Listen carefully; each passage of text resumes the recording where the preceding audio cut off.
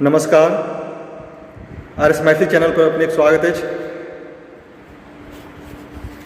विभाग में एखन हमरा एक पत्रिका मिलल जाहिमे छल पत्रिका के टाइटल है मुहिम एक बेहतर कल के लिए। हिंदी के पत्रिका है जकर संपादक छथि डॉक्टर सुभाष चंद्र गुप्त।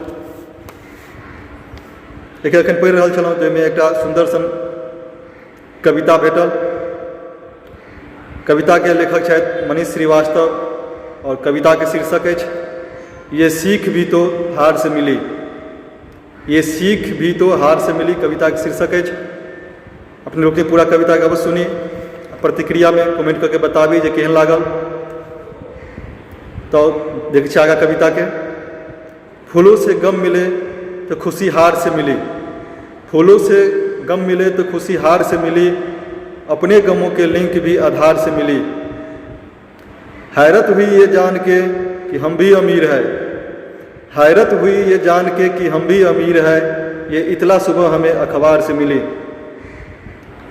आसान नफरतों से नहीं हमको जीतना। आसान नफरतों से नहीं हमको जीतना।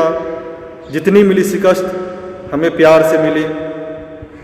जी का सवाल था ये अमीरी की भूख का। जी का सवाल था ये अमीरी की भूख का।